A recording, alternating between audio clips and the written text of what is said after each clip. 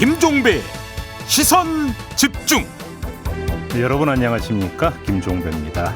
지난주에 처음 선보인 주말판 시선집중 토닥토담, 반응이 정말 뜨거웠는데요. 주말인데도 본방사수 해주신 애청자분들께 다시 한번 감사의 말씀을 드리겠습니다. 자, 오늘 토닥토담에서는 백신 패스 도입을 둘러싼 논란을 통해서 우리 사회의 공동선과 개인선은 어떻게 조화될 수 있는지 이 이야기를 좀 나눠보려고 합니다. 전성원 황해문화 편집장 그리고 윤성은 영화평론가와 함께합니다. 10월 9일 한글날인 토요일 김종배의 시선집중 광고 듣고 시작합니다.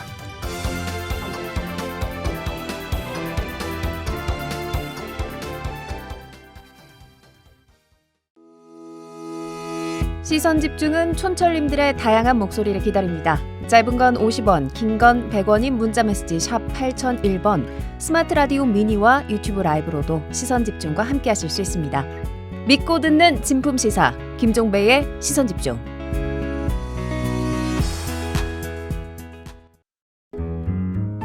아침을 깨우는 이슈 한 편 같이 들으실래요? 등 토닥이는 토요일의 이야기 토닥토담. 네, 토닥토담 오늘도 두 분과 함께합니다. 국내 유일의 종합인문 교양 개관지 황해문화의 전성원 편집장 모셨습니다. 어서 오세요. 네, 안녕하세요. 전성원입니다. 네, 그리고 윤성은 영화평론가 모셨습니다. 어서 오세요. 안녕하십니까. 네. 자, 지난주에 첫 시간이었는데 어떻게 하실만 하셨습니까? 첫 방송 네, 소감이 즐겁게. 어떠셨어요? 저는 팟캐스트하고 유튜브로 이렇게 보면서 와, 댓글 달린 걸 봤어요. 네, 정말 우리 청취자 여러분들 수준이 엄청 높다. 네. 그럼요. 열심히 해야겠다 이런 다짐을 하게 됐습니다. 저희 청취자 여러분들을 이제 저희는 촌철님들이라고 부릅니다. 네. 예. 그래서 아주 진짜로 그 댓글에든가 보면은 진짜 네. 촌철 막 달아주시는데 상상도 못했던 표현도 많이 나오고 너무너무 그렇더라고요. 고급집니다. 네. 네. 자, 그만큼 우리 촌철님들 또 관심도 많으니까 두 분 또 밀도 있는 이야기 좀 부탁을 드리면서요. 자, 우선 오늘 주제와 관련한 오디오부터 듣고 본격적인 이야기 나눠보겠습니다. 청와대 국민청원 게시판에 백신 패스를 반대한다는 청원이 올라왔습니다. 개인 체질인 알레르기 부작용으로 백신을 맞지 못한 사람도 있는데 미접종자에게 상대적 불이익을 주는 건 기본권 침해라는 겁니다. 환자단체들도 면역력이 약한 희귀질환 환자들이 피해를 보게 될 것이라고 우려했습니다. 치료 때문에 백신 접종을 할 수 없는 환자도 있고 차별받는다는 것은 사실은 환자 입장에서는 이중 고통일 수도 있어서 정부는 그러나 일상 회복 단계로 넣어가려면 백신 패스 도입이 불가피하다는 입장입니다. 백신 패스라는 것들은 도입은 할 필요는 있다고 봅니다. 그러나 그렇다고 해서 자기 개인적인 사정이라든가 또 뭐 신체적인 조건 때문에 예방 접종을 하고 싶어도 못한 분들이 있지 않습니까? 그래서 어느 누구도 이 회복 단계에서 이런저런 이유 때문에 차별을 받거나 불이익을 받아서는 안 되게 해야 된다는 게 목표입니다. 네, 조금 전에 마지막에 나왔던 목소리의 주인공이 바로 김부겸 국무총리입니다. 며칠 전에 저희하고 인터뷰에서 했던 말인데요. 사실은 이게 정답이죠. 그죠? 네. 정답인데 정답은 사실은 나와 있는 거와 같아요. 네. 근데 실천하기가 참 어렵다. 그렇죠. 문제가 좀 여기에 있는 것 같은데 그래서 결국은 공동선과 개인선, 내지 공익과 사익을 어떻게 조화를 꾀할 수 있는가. 오늘 한번 좀 이 주제를 가지고 두 분과 함께 좀 이야기를 좀 나눠봤으면 좋겠는데요. 일단 우리 한번 좀 개념부터 좀 이야기를 하죠. 우리가 이제 많이 공동선 이야기 많이 하고 뭐 개인선이라는 표현은 좀 그렇게 뭐 흔하게 쓰는 표현은 아닌 것 같습니다만 일단 좀 개념부터 좀 잡고 갈까요? 어떻게 봐야 될까요? 전성원 편집장님. 예. 우리가 이제 공동선 또는 이제 공공선이라고 많이들 이야기를 하는데 예, 공동선을 이제 영어로 이야기할 때 커먼 굿이라고 하는 개념이 있고요. 또 하나는 이제 퍼블릭 인터레스트라고 하는 개념이 두 가지가 있어요. 그렇죠.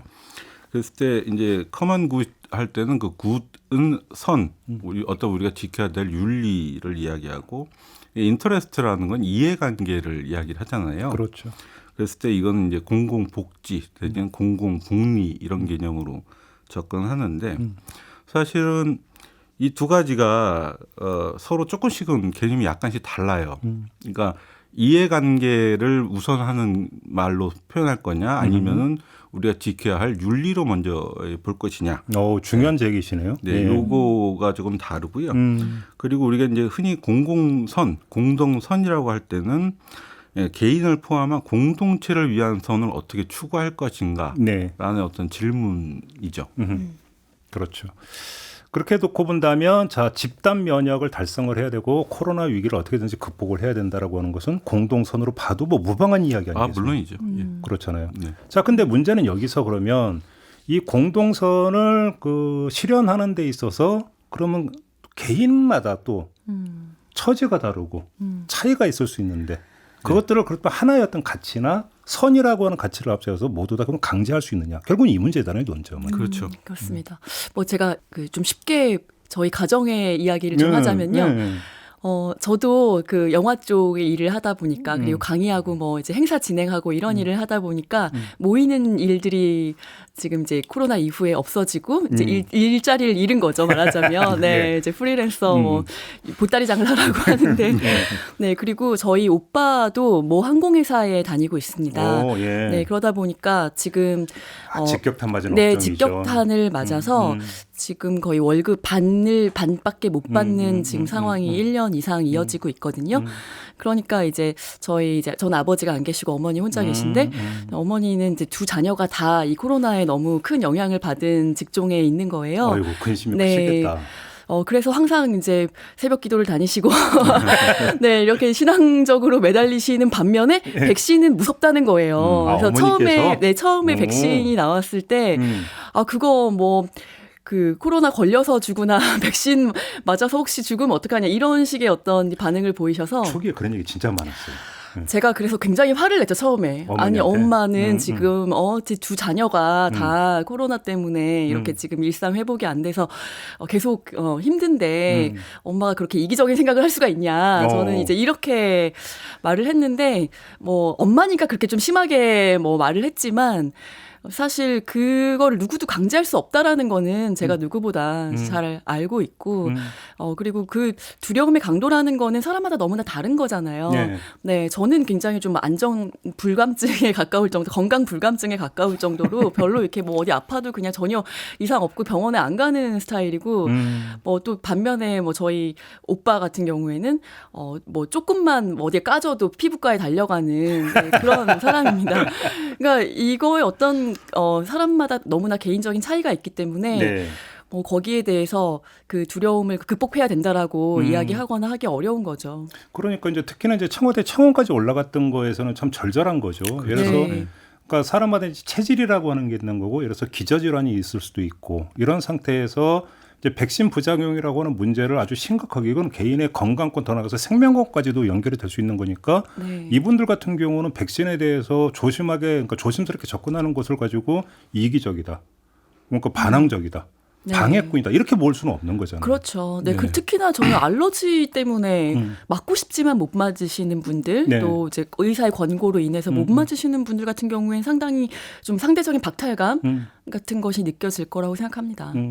이게 그러니까 아까 앞서서 제가 커먼굿과 퍼블릭 인터레스트 말씀을 드렸는데 이게 철학적으로도 계속 딜레마의 문제예요. 이게 그러니까 하나는 커먼굿을 이야기할 때는 임마누엘 칸트를 이야기를 하고 그 퍼블릭 인터레스트니까 사회적 이해관계를 이야기할 때는 제레미 벤담의 공리주의를 많이들 이야기하는데 이게 이제 대표적인 딜레마로 우리 그런 것도 있잖아요. 그러니까 트롤리의 딜레마라고. 그러니까 전차가 가는데 한 철로에는 한 명이 누워 있고 한 철로에는 5명이 누워 있어요.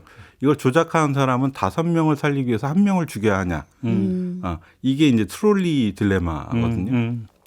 그런가 하면 이제 그 크라잉 베이비 딜레마라는 것도 있습니다. 뭐냐면 우는 아기의 딜레마인데 우리가 이제 홀로코스트나 제노사이드를 다룬 영화들에 보면 이제 가끔 나오죠. 아기가 울고 있고 저쪽에서는 인종 청소를 하기 위해서 이 사냥꾼들이 오고 있는데 애가 울고 있으니까 이 아이의 입을 막는. 맞아요. 저도 그런 장면 본 것 같아요. 그러니까 이게 사실은 둘 다 굉장히 중요한 도덕적 원칙이거든요. 최대한 많은 사람을 살려야 되는 것도 하나의 중요한 원칙이고 그렇다고 해서 어느 하나의 생명도 다른 생명을 살리기 위한 수단으로 이용해서는 안 된다. 그렇죠. 역시도 굉장히 중요한 도덕적 네. 원칙이란 말이죠. 네. 그렇죠. 그 두 가지 딜레마 사이에서 어떻게 절묘한 이 절충선을 찾아내고 좋은 방법을 찾아내는가에 좋은 정부의 성공 유무가 달려 있다고 봐야죠. 그렇죠. 그러니까 이제 그러니까 사실 이제 선이라고는 단어가 갖는 압도하는 어떤 그 어감이 있기 때문에. 그렇죠. 근데 사실은 개인 입장에서는 나는 알러지가 있고 내지 기저질환이 있어서 백신을 맞으면 안 된다는 것에서 본인 입장에서는 그게 최선일 수 있는 거잖아요. 네. 그잖아요. 예. 이것은 당연히 또 우리의 사회가 존중을 해줘야 된다라고 하는. 근데 이렇게 또 약간 좀 이제 거칠게 하면 그렇게 이제 다 존중하다 보면 도대체 그러면 공동선은 어떻게 구현되느냐. 네. 이게 이제 돌고 도는 문제인 거잖아요. 그런데 가볍게 생각해 보면은 지금까지 모든 이런 방역이라든가 이런 부분들은 공동선을 위해서 개인선을 희생하는 방식으로 이루어져 왔거든요. 대부분의 사람들은 너무 폐부를 네. 찌르신다. 네, 네, 그걸 그죠? 다 따라왔어요. 그렇기 때문에 지금 자영업자들이 너무 힘들어하는 것이고 이렇게 지금까지 협조를 많은 사람들이 자기 희생을 감수하면서 해왔기 때문에 이루어진 부분이 있는데요. 이게 너무나 이제 생명과 또 직결될 수 있는 부분, 정말 만분의 1, 천만분의 1이라고 하더라도 그 뭐 백신을 맞았을 때 이상 반응이라든가 이런 것들 때문에 못 맞으시는 분들 생각하면은 쉽게 생각할 수 없는 부분이긴 하지만, 네, 저는 어쨌든 지금도 희생하고 있는 사람들은 많다라고 생각합니다. 그러니까 윤승원 평론가께서 말씀하시는 이제 조금 전에 했던 이제 그 커먼 굿이 아니라 퍼블릭 인터레스트라고 하는 개념으로 접근하면 어떤 이익의 개념, 뭐 공익과 사익의 충돌 이런 개념으로 놓고 보면 집단 면역을 형성해야 되고 코로나 방역을 어떻게든 해야 되니까 사이익을 추구하는 것 자체는 문제가 있다. 네. 그래서 너희들은 이기주의자. 이런 식으로 몰아가는 부분. 그러면서 영업 제한은 너무나 당연한 것이고 따라야 그렇죠. 돼. 네. 그다음에 그걸 감수해야 돼. 그다음에 뭐하면 정부가라도 추경 좀 편성해서 시혜적으로 약간 보전을 해줄게. 우리 사회가 사실 이렇게 접근했잖아요. 근데 그러면 자영업자에서 나도 먹고 살아야 되는 생존권의 문제가 있는 건데 그래서 내가 나의 이익을 추구하는 것이 그렇게 그럼 악이냐. 사실 이야기가 제기가 되는 거잖아요. 그죠? 근데 사실 그런 면에서 지금 윤상은 평론가가 말씀하신 대로 우리 사회가 좀 일방적으로 강조를 해온 게 분명히 있죠. 그렇죠. 인정 안 할 수가 없죠. 그잖아요. 근데 그것이 이제 지금까지는 그냥 어떻게 좋은 게 좋은 거다 해서 견디고 가자고 했는데 더 이상 견딜 수 있는 단계로 오지를 뭔가 넘어간 것 같고 네. 여기다가 이제 결정적으로 백신 패스 이야기까지 나와버리니까 결국은 여기서 이제 청원까지 등장을 하면서 이제 논란이 좀 이제 본격적으로 좀 불붙었던 것 같아요. 그래서 이 이야기를 좀 우리가 좀 더 원론적인 이야기 말고 우리가 이제 그 하나 이제 잡았던 컨셉이 있지 않습니까? 포맷이 있는 건데 한번 영화를 통해서 한번 좀 이야기를 좀 같이 예를 들어가면서 좀 풀어보는 시간으로 좀 가져갔으면 좋겠는데 우리 윤성은 평론가께서 픽해가지고 좀 추천을 해주신 영화가 있어요. 어떤 영화예요? 네, 이퀄스라는 영화인데요. 먼저 이제 전제가 저희가 이제 이슈를 잡고 유사한 영화라든가 아니면 이제 같이 이야기해 볼 수 있는 영화를 이제 선택을 하게 되는데 네. 그러다 보니까 뭐 완전히 똑같다라고 할 수도 없고, 네, 좀 제가 말하고 싶은 포인트는 이게 아닌데 또 이제 오해하시는 분이 있을까봐, 네, 그걸 좀 걱정은 됩니다. 근데 뭐 시선 집중. 그냥 말 청취자분들은 굉장히 수준이 높으시기 때문에 이해를 하실 거라고 생각을 하고요. 네. 이퀄스라는 영화를 가져온 거는 이게 이제 근미래, 디스토피아적 근미래를 다룬 작품인데요. 소위 선진국이라고 그 불리우는 커뮤니티, 공동체에서는 인간의 감정을 통제하는데요. 다른 감정들보다는 이 남녀 간의 사랑을 통제합니다. 그렇죠. 왜냐하면 그 이유가 중요해요. 그러니까 이게 공동선이라는 건데 이 커뮤니티에 그 남녀 간의 사랑은 생산성을 방해한다라는 전제를 깔고 있거든요. 그러니까 사랑에 빠지면 우리가 조금 뭐 일에 소홀하기도 하고 뭐 이제 이런 부분들이 강조된 거죠. 그렇기 때문에 그러면 어떻게 또 그럼 남녀 간의 사랑이 없으면 어떻게 아이를 낳느냐? 임신을 강제적으로 합니다. 의무제가 있어요. 의무 임신제도인데요? 네, 맞습니다. 의무 임신제도가 있어서 우리나라 이제 병역처럼 딱 그 송장이 날라와요. 네, 그래서 이제 거기에 가서 검사를 받고 이제 임신을 시키죠. 그리고 아이를 낳고 오게 만드는 그런 제도 하에 있습니다. 그러니까 이거는 뭐 뭐 이 커뮤니티 자체가 뭐 상식적으로 봤을 때 너무나 부정적이고 잘못된 거고 거기서 어떻게 이제 인간이 자신의 감정을 자유롭게 표현하게 되느냐 하는 뭐 이제 그런 식으로 이야기가 흘러가게 되는데요. 제가 이제 이 영화를 생각했던 것은 남녀 간의 사랑이 인류를 위협하는 질병이다라는 어떤 그 공동선의 전제를 깔아놓고 이것을 통제하는 약을 주입하거든요. 뭐 이제 이런 부분들이 어떻게 보면은 지금 우리가 생각할 수 있는 어떤 개인선, 그러니까 개인의 어떤 감정과 이 커뮤니티가 추구하는 그 공동선이 이제 충돌하는 그런 지점이라고 이제 생각을 했던 거죠. 근데 중요한 것은 여기서는 이제 감정 통제잖아요. 아무리 통제하려고 해도 인간의 감정이라는 건 통제되지 않는다라는 부분이 굉장히 많이 나와요. 통제할 걸 해야죠. 네. 영화니까요. 영화니까요. 네. 그러니까 저는 이 영화 보면서 비슷한 영화가 하나 있었죠. 크리스찬 베일이 주연했던 이퀄리브리엄인가? 네. 그게 액션 버전이라면 이건 좀 약간 진지 버전. 네, 그리고 그죠? 굉장히 감성적이고 네. 이 드레이크 도리머스 감독이 이런 종류의 영화를 굉장히 많이 만들어서 아마 뭐 이퀄스 이런 영화 있었어 이렇게 하시는 분 있을 텐데 그러니까요. 이 감독의 영화에는 특징이 선남 선녀들이 다 나옵니다. 그러니까 당대 최고의 그 아름다운 그 배우들이 다 나오는데 그만큼 이런 감성적인 연기를 좋아하고 해보고 싶어하는 연기자들이 사실 이게 뭐 블록버스터가 아니고 이렇게 막 대상업적으로 사람들에게 접근할 수 있는 부분도 좀 적은 편인데도 불구하고 배우들이 연기해보고 싶어하는 역할을 만드는 거죠. 되게 선호하는 감독이군요. 배우들이. 그렇죠. 네, 배우들이 선호하는 감독입니다. 저는 영화는 못 봤는데 네. 이게 화면 그 줄거리 등 알고 와야 되겠어서 몇 개 좀 찾아보니까 화면이 굉장히 예뻐요. 네, 맞습니다. 네. 그 터키색이라고 하나요? 이 블루 계열의 네. 색감도 그렇고 미장센도 나름 신경 쓰는 감독이라고. 네. 근데 제가 그 영화는 못 봤기 때문에 네. 비슷한 주제 이퀄리브리엄 네, 얘기 네. 잠깐 하면 결국에 그 감정을 굉장히 위험한 요소로 보고 있더라고요. 두 영화 네. 모두. 그러니까 그렇죠. 그로 인해서 인간이 전쟁을 일으키고 뭐 하니까 이걸 통제해야 된다. 그러니까 통제할 수 없는 것이지만 통제를 해야 하는 것이 아까 얘기한 커먼 굿에 맞는 일이다라고 해서 이제 강제하는 것인데 그 영화 이퀄스가 던지는 질문이 아마 그런 질문인 것 같아요. 그러니까 누구는 주사를 먼저 맞고 누구는 주사를 늦게 맞는 이런 문제가 있잖아요. 그러니까 타이타닉 영화 보면 타이타닉이 침몰할 때 남성들은 일단 건강한 남성은 나중에 배에 태우고 여성과 노약자. 어린이를 먼저 태우는데 유일하게 젊은 남성을 한 명씩 구명정에 태웁니다. 선원을 태워요. 그것도. 그 이유는 뭐냐면 구명정이 이제 그 바다에 나가서 해야 되는데 이 구명정을 조정을 해야 되고 어떤 상황에서 판단을 내리는 그러니까 바다에 익숙한 사람이 필요한 거잖아요. 그렇죠. 그렇기 때문에 이 구명정에 선원을 한 명씩 태우는데 마찬가지로 우리가 이 백신 접종을 할 때도 우선 접종 대상자가 있었잖아요. 네. 그러니까 뭐 요양병원에 종사한다든지 아니면 먼저 이런 어떤 그런 거에 취약한 사람들 우선적으로 하는 것처럼 그러니까 누군가에게 우선권을 준다는 것도 차별이에요. 그렇죠. 예, 생각해 보면. 네. 근데 누군가가 그거를 그럼 늦게 맞겠다, 혹은 안 맞겠다 하는 것도 앞서서 먼저 태우는 것이 용인된다면 안 맞겠다, 혹은 늦게 맞겠다라고 하는 부분도 사실 용인되어야 될 부분이라는 생각이 좀 개인적으로 그렇게 볼 수 들었어요. 있다. 예. 그게 왜 그러냐면, 그러니까 아까 우리가 그런 얘기 나왔지만 각자의 신체 조건이 다르거든요. 그러니까 인간의 불행이 각자 다르듯이 인간의 신체 역시 다른데 지금까지 이런 게 있어요. 우리가 이제 의학에서 적정 투약량이 있잖아요. 어떤 네. 약을 투입할 때.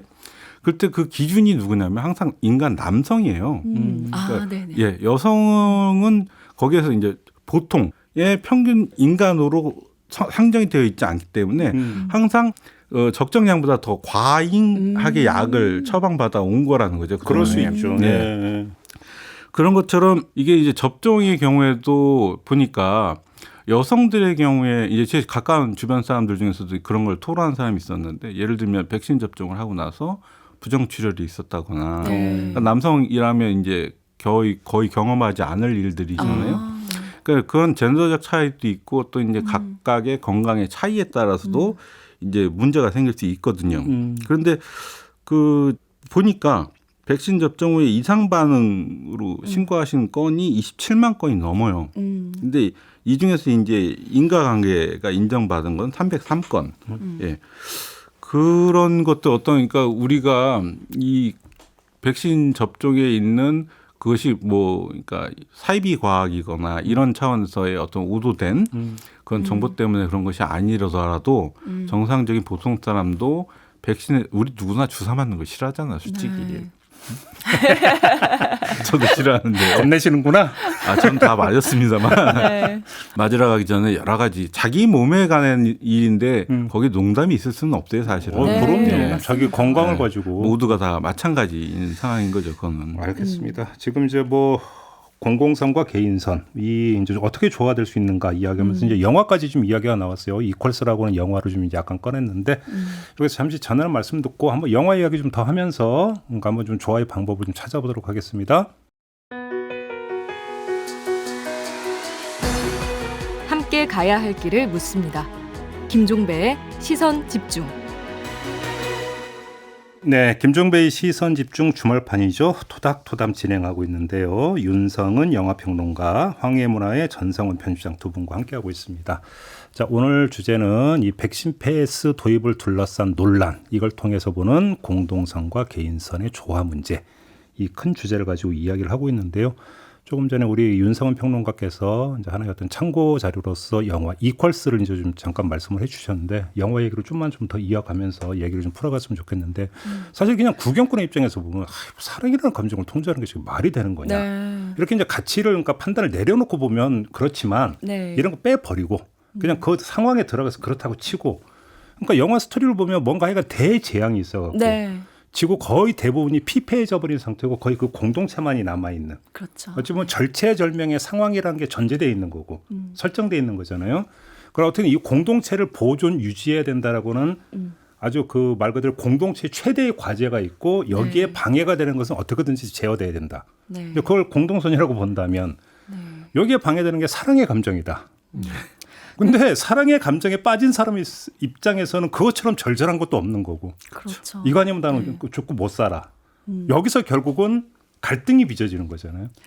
네, 이게 이제 재밌는 게 선진국이라고 하는 곳이거든요, 공간이. 그러니까 선진국은 인간의 감정이 통제돼서 아주 평화롭고 윤택한 삶을 살아가는 곳이고요. 왜냐하면 사람들이 이제 정말 자기가 할 것만 기계적으로 하는 거예요. AI가 아님에도 불구하고. 그렇죠. 그래서 그거에 대비되는 곳이 이제 미개국이라고 해서 절대 가면 안 되는 맞아요. 곳. 네, 네, 국경을 넘어가면 미개국이 나오는데 거기는 이제 사람들이 싸우기도 하고 뭐 사랑도 하고 마음대로 자기 감정을 표출하는 그런 공간인 거죠. 근데 저는 그런 부분은 분명히 있는 것 같아요. 사람들이 분노의 감정이라든가 또 어떤 애정이라든가 이런 것들을 많이 표현하는 사람은 이제 감성적인 사람인데 그 사람이 굉장히 좀 그런 걸 통제할 수 있는 사람, 자기 감정을 통제할 수 있는 사람들보다는 상당히 예술가적인 기질은 있되 좀 어떤 때는 저차원적인 사람으로 이렇게 분류되기도 하거든요. 우리 사회가 사실은 그렇습니다. 근데 저는 네. 그 영화 보면서 가장 인상적이던 한 장면이 그 남자 주인공이 이제 감정에 이제 빠진다고 해서 단계가 있더라고요. 아, 네. 1단계로 하니까 밥을 먹는데 혼자 먹고 저기 멀리 떨어져 가지고 사람들은 같이 밥을 안 먹는 이 장면이 나오더라고요. 네, 맞습니다. 그러니까 네. 그게 뭐냐면 사랑의 감정이라는 게 지금 우리가 이 코로나 팬데믹 상황에서 얘기하는 감염병이라는 거잖아요. 간단히 얘기해서. 그렇습니다. 네. 그러니까 감염병에 걸린 사람들을 그런 공동체의 구성원들은 어떻게 대하는가. 그 영화에서 본다면 격리의 대상으로. 맞아요. 가까이 해서는 안 되는 대상으로. 네. 더 나아가서는 거기서 사랑의 감정이라는 것을 벗어나지 못하면 제거되어야 되는 대상으로 그러니까 간주가 되어버리는 것들. 이렇게 되면 이것은 조화의 문제가 아닌 거죠. 네. 안 그래도 제가 윤선우 씨한테 거기서 사랑에 빠지면 어떻게 되나요? 여쭤보려고 했더니 아. 답이 제거 제가 사랑에 빠지면 제거당하는 거군요. 네, 그게. 그렇습니다. 지금 이제 그 사랑을 일종의 질병으로 취급하는 사회의 이제 예시를 들면서 보면 저희 중요한 포인트가 하나 나왔다고 생각을 해요. 그러니까 감염병을 내가 앓고 있다. 사랑이 됐든 그것이 우리가 지금 얘기하는 코로나가 됐든 만약에 그 병을 걸렸다는 사실을 알려지는 순간 사회로부터 배제되고 도태당한다. 그렇죠. 그러니까 내가 사랑에 빠진 것이 우리 공동체에 알려지는 순간 내가 제거당해야 된다 하면 그 사람은 어떻게 행동할까요? 그러니까요. 당연히 자기 자신을 숨기겠죠. 그렇죠. 그러겠죠. 그래서 우리가 그 감염병 예방법 제 34조 2항 이걸 신설하게 된 게 2015년 메르스 사태 때의 교훈으로 만들어진 거예요. 어떤 내용인데요? 그 2항이. 그게 무슨 얘기냐면 이제 그 주의 이상의 위기 경보가 발령되면 감염병 환자의 이동 경로, 이동 수단, 진료 의료기관 및 접촉자 현황 등 국민들이 감염병 예방을 위해서 알아야 하는 정보를 보건복지부 장관은 정보통신망에 게재하거나 이제 보도자료 배포 등을 통해서 알려줘야 된다. 네. 그러니까 우리가 31번 환자 기억하시는지 모르겠어요. 네. 아, 기억나죠. 네. 그 신천지 교회 신도들 중심으로 이게 해야 됐는데 이때도 역시 이제 그 이동 경로나 이런 것들이 다 됐어요. 그리고 우리가 이 코로나19 바이러스 처음 퍼질 때 일부에서 이런 얘기 했었거든요. 우한 폐렴이다. 네. 그다음에 이 31번 환자가 대구 쪽이었기 때문에 일부에서는 대구 폐렴이다. 이렇게 얘기를 해요. 이게 뭐냐면 낙인 찍기거든요. 그렇죠. 이렇게 낙인이 찍힌 사람은 아까 제가 이제 사랑해라는 걸 빠지면 제거당하는 것처럼 숨어요. 그렇죠. 숨을 수밖에 없죠. 당연히.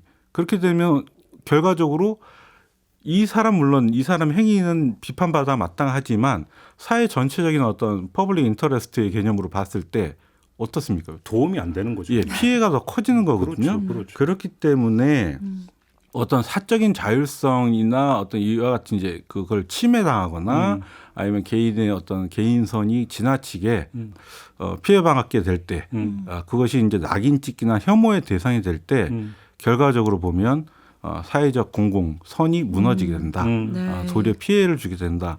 하는 게 저는 이커스 지금 선생님, 네. 윤 선생님 말씀하신 거 들으면서 그런 생각이 들었어요. 네, 그렇습니다. 저는 이 문제를 또 뭐 소위 양심적 병역 거부 뭐 이런 부분들과도 이렇게 좀 같이 비슷한 선상에 놓고 이제 보려고 했었거든요. 왜냐하면 그렇다면은 이번 건은 얼마나 차이가 있는지를 알 수 있을 것 같아서. 근데 뭐 왜 이름이 양심적 병역 거부인지는 모르겠는데 병역 거부자 뭐 평화주의자들이라든가 아니면 뭐 종교적인 신념 때문에 이제 이런 선택을 병역 거부를 하는 사람들이 있잖아요. 예. 근데 양심적 병역 거부자 입장에서는 그것이 굉장히 군대 가기 싫어서 그러니까 징집을 모면하기엔 핑계가 아니라 네. 정말로 자기 어떤 내면의 어떤 목소리, 자신의 양심의 기초에서는 그럼 그게 개인에게는 최선인 거잖아요. 그렇죠. 최고의 네. 선이고 그래서 내가 생각하는 믿음이나 나의 양심에 따라서 행동한다는 것은 자기한테 가장 솔직한 거 최고의 선이기 때문에 그것이 어떤 그 조직의 어떤 논리나 공동체의 논리로 무시될 수 있는 거냐, 부정될 수 있는 것이냐. 결국은 이 문제인 거잖아요. 이렇게 놓고 본다면 공동선과 개인선이라고 하는 것들을 항상 이 대립의 관계로서 바라보는 이 시각에서부터 사실은 문제가 찾아져야 되는 부분이 있는 거죠.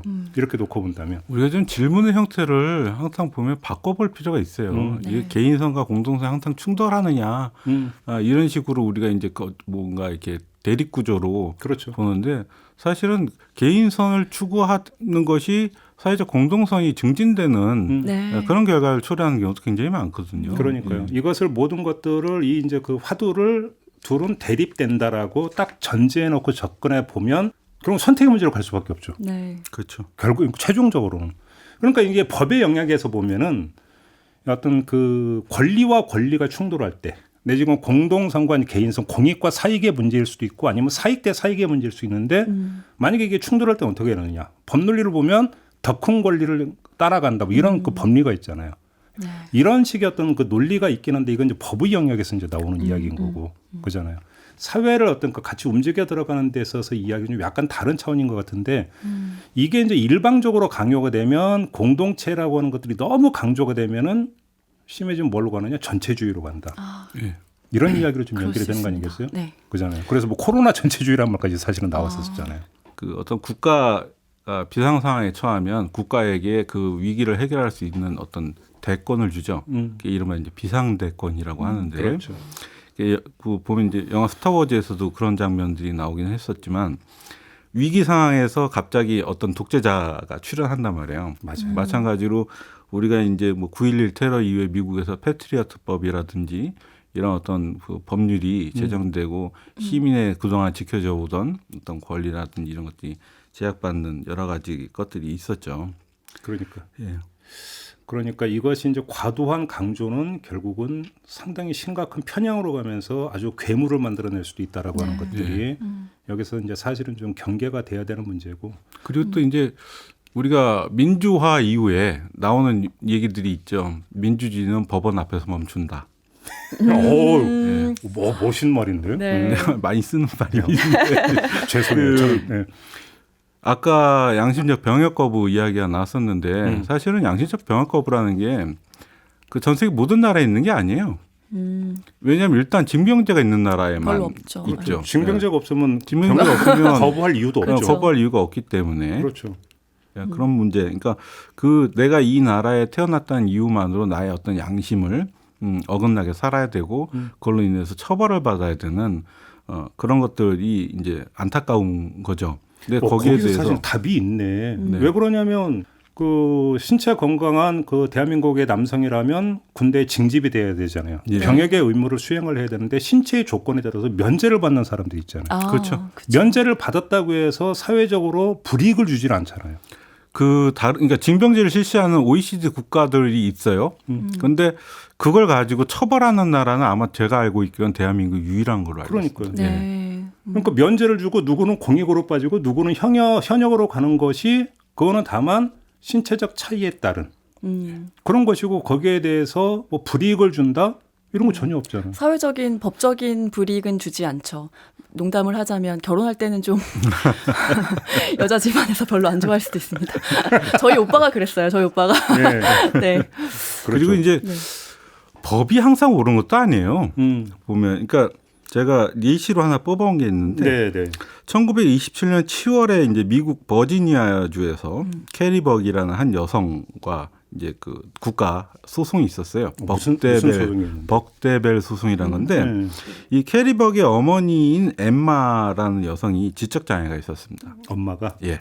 그리고 이제 남편은 없었고 그래서 양부모 집에 이제 입양이 됐는데 17살에 이제 성폭력으로 임신을 했어요. 그러니까 이 양부모가 이 캐리를 이제 수용소 고아원으로 보낸 거죠. 이때 고아원 이제 수용소장이 이제 벨이라는 사람인데 얘는 엄마가 지적 장애가 있으니까 얘도 지적 장애가 있을 것이고 따라서 이 아이가 더 이상 추가 임신을 할 수 없도록 강제 불임 시술을 하자. 지적 장애가 있으면 불임 수술을 할 수 네, 있다. 당시에 미국 버지니아주에서 막 생긴 법이에요. 단종법이라고. 몇 년도 얘기라고요? 1927년 얘기입니다. 그런데 이게 아주 옛날 얘기 같지만 일본에서도 1970년대까지 있었고 한국에서도 있었습니다. 그래요? 예, 소록도나 뭐 이런 데서 있었고 그래서 과연 이 캐리벅이 그러면 지적 장애가 있는 여성이었는가? 아닙니다. 다만 가난하고 부모의 보살핌을 제대로 받지 못했기 때문에 그랬을 뿐이고 그때 결과로 단종법 첫 번째 희생자가 된 거죠.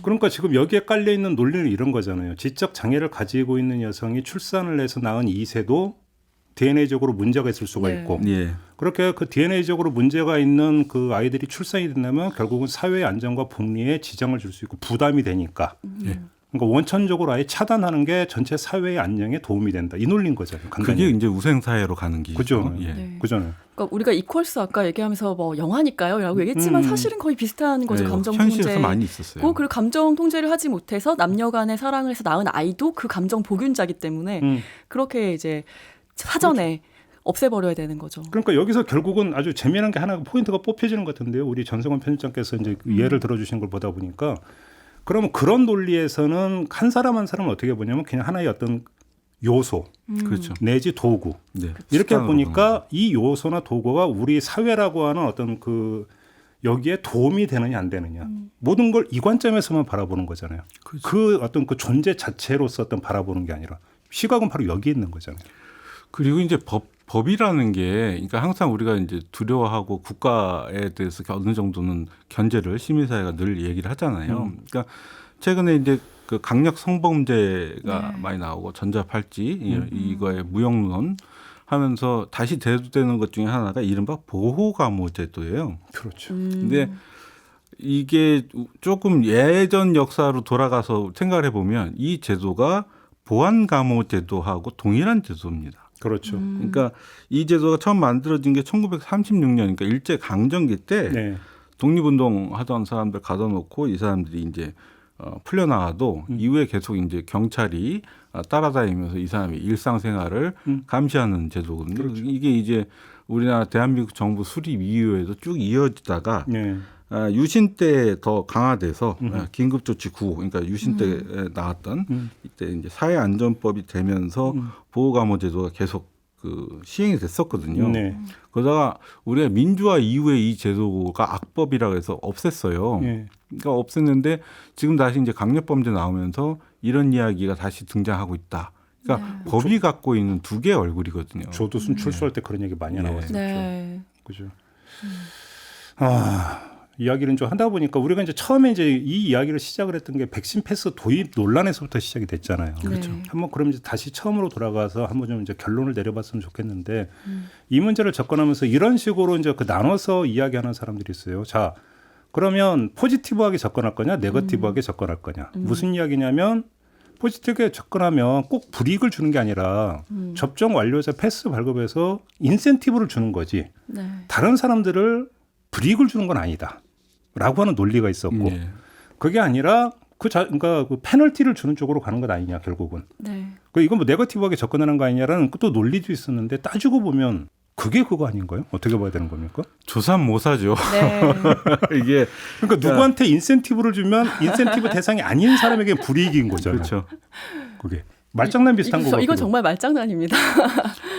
그러니까 인센티브나 페널티 두 가지 모두 다 결과적으로는 차별이 되는 건데요. 그러니까 이게 중요한 것 같아요. 그러니까 어떤 것을 법으로 제도화한다는 거에 대해서 우리 항상 두려워하고 경계할 필요가 있는 게 법으로 한번 제정되면 그게 원칙이 되고 사회적 어떤 규칙이 돼요. 그렇죠. 그러니까 이런 부분에서는 법으로 뭔가를 제정하기보다는 정치적으로 우리가 해결하고 사회적으로 우리가 서로 어떤 거버넌스를 만들어서 해결해 나갈 필요가 있고 그다음에 이 코로나 상황 자체가 팬데믹 상황 자체가 사실 정부가 혼자 힘으로 해결할 수 있는 일이 아니거든요. 그럼요. 그리고 어떤 일국의 정부가 해결할 수 있는 일도 아니에요. 그럼요. 굉장히 글로벌한 문제고 시민사회나 각각의 개인이 위생이나 이런 것도 철저히 또 해야 되는 부분이 있어요.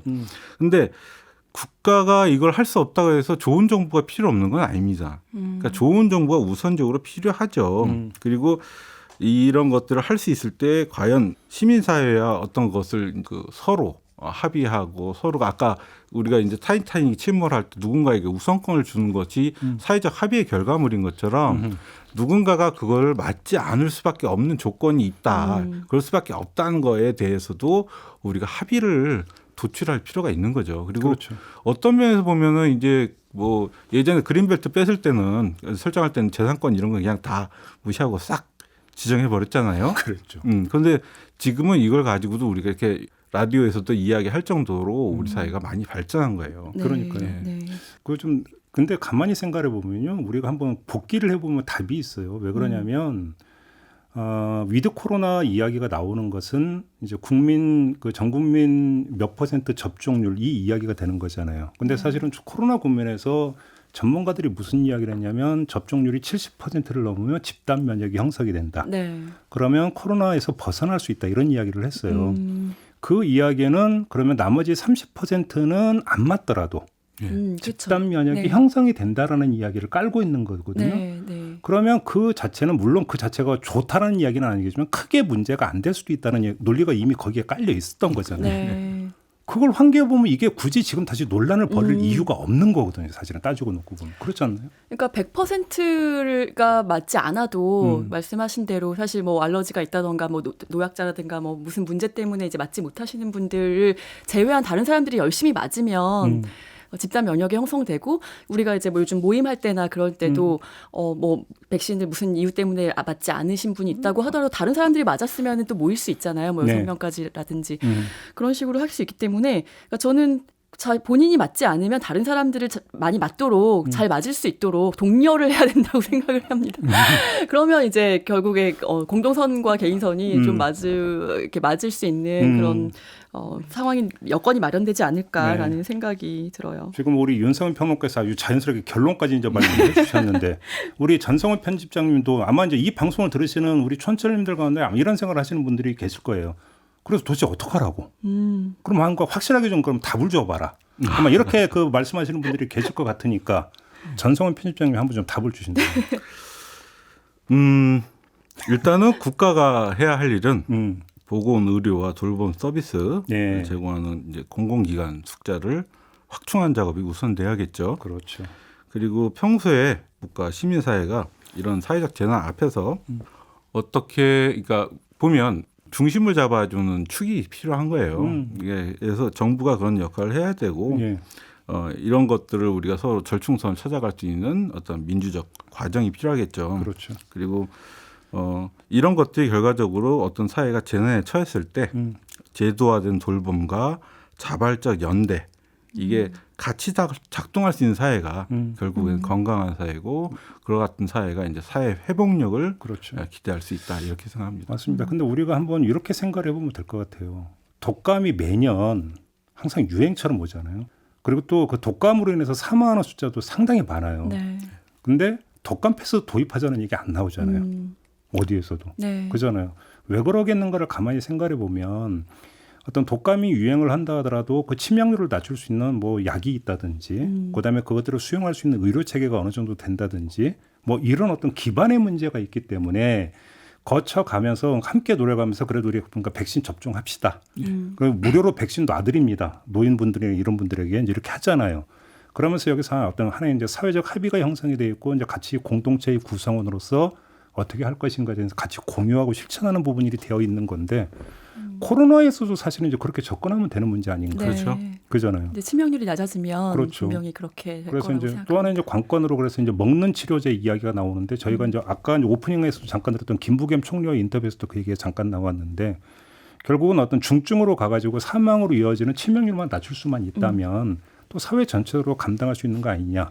그래서 이제 관건 중에 하나가 먹는 치료제인데 이미 뭐 2만 명분은 선구매 계획을 했고, 네. 그 토탈 뭐 4만 명분은 이제 도입을 한다고 하니까 그렇게 이제 만약에 이 방향이 이렇게 한다면 또 너무 과민하게 또 해서 제약을 하고 이럴 필요가 있겠는가라는 생각도 좀 들긴 들어요. 그렇지 않습니까? 네. 좀 여유를 갖고 좀 봤으면 좋겠다. 이런 이야기도 좀 함께 해야 될 것 같습니다. 네. 저도 마무리 발언 겸해서 2주에 책 한 권 추천을 하려고 그래요. 이 관련한 주제로. 네. 그 2019년에 나온 요코야마 다카시라는 일본 학자가 쓴 책인데요. 네. 일본이 우생 사회가 될 때까지라는 책이에요. 그런 책이 있어요? 예, 그러니까 2016년 7월 26일에 일본에서 사가미하라 장애인 살해 사건이 있었습니다. 그러니까 지적장애인 복지시설의 이 시설의 전 직원이었던 우에마스 사토시라는 젊은이가 침입을 해서 칼로 19명을 살해하고 26명한테 중경상을 입힌 사건이었는데 이 사람이 범행 직후에 체포돼서 뭐라고 얘기를 했냐면 사회적으로 불행만 만드는 장애인은 보호자의 동의를 얻어서 안락사시켜야 한다. 이렇게 주장을 한 거예요. 완전히 그러니까, 나치 논리하고 똑같네요. 그렇죠. 네. 이른바 사회적 공동선 추구라는 것에 대해서 잘못된 인식 또는 이게 폭력적으로 구현이 될 때 벌어질 수 있는 사건 그 위험성에 대해서 이 책이 다루고 있는데 제 이제 개인적으로는 은사님이기도 한 소설가 최인훈 선생님이 언젠가 이런 이야기를 하셨어요. 인간의 육체는 심장이 손가락을 소외시키는 일이 없다. 좀 풀어주신다면. 그러니까 만약에 인간의 육체가 전체적으로 심장이 전체 피에 혈관에 피를 돌려야 되잖아요. 만약에 어느 특정한 손가락 하나에 피를 안 보낸다 그러면 어떻게 되겠습니까? 그 손가락이 썩겠죠. 당연히 그렇죠. 그러면 결국에 누가 아프겠어요? 몸이 아픈 거죠. 전체가 아픈 거죠. 전체가 아픈 거죠. 그렇죠. 그리고 그 병이 이제 퍼져나가게 되어 있는 거죠. 역시 표현 하나에 그냥 모든 철학이 담겨 있는 멋있는 말이네요. 우리 뭐 윤성원 평론가는 제가 결론 내릴 기회를 안 주고 결론을 이미 말씀하셨다고 제가 미리 규정을 해보는데 혹시 못하신 말씀 있으면? 그건 사실은 그냥 갑자기 떠오르는 생각을 본인이 못 맞으면 다른 사람을 독려해라. 이거는 그냥 정말 너무 가볍게 드린 말씀인데 그냥 저는 이 토요일 이 시간을 기다리면서 되게 저도 그 깊이 생각하지 못했던 것들을 또 이 방송을 통해서 많이 생각하게 되는구나라는 감흥이 있었어요. 지난주에도 그렇고. 근데 문제는 너무 이제 주제가 민감하다 보니까 막 이렇게 저렇게 이렇게 결론을 내리기 어렵고 결국에 되게 그 원칙적인 이야기밖에 할 수 없다라는 것이 조금은 좀 저 스스로 좀 아쉬운 점인데 마이클 샌델 교수가 정의란 무엇인가에서 정의란 매일 정의를 고민하는 것이라고 이야기를 했거든요. 네. 예. 오늘 왜 이렇게 멋있는 말들이 네. 많어? 정의란 무엇인가 준비들을 생각하는 하는 것 것이 정의라고 얘기를 해서 예. 이게 우리 프로그램에 되게 걸맞는 그런 이 모토가 될 수 있겠다라는 생각을 해봤습니다. 아마 들으시는 분들이 그래서 어쩌라는 거야, 뭐 패스가 좋다는 거야, 나쁘다는 거야, 뭐 이렇게 결론 내려주지 못하는 부분에 대해서는 어떻게 생각하실지 모르겠지만 이렇게 고민해보는 시간 자체가 굉장히 그럼요. 의미가 있고 저희는 정의를 추구하는 거라는 생각이 듭니다. 그리고 공론적이 뭐겠어요? 그러니까 결론 내려주는 게 아니라 그렇죠. 논의를 다 쏟아내서 함께 논의할 수 있는 그냥 자락을 펴주는 것. 네. 위가 아니겠습니까? 네. 뭐 거기에 충실하면 되는 거겠죠. 오늘 이야기는 이렇게 마무리할까요? 네, 두 분 수고하셨고요. 지금까지 전성원 편집장, 윤성은 평론가와 함께했습니다. 감사합니다. 네, 고맙습니다. 네, 김종배의 시선집중 주말판이죠. 토닥토닥. 오늘 준비한 이야기는 여기까지입니다. 우리 애청자 여러분, 주말 평안히 보내시고요. 저는 다음 주 월요일 아침에 다시 인사드리겠습니다. 고맙습니다.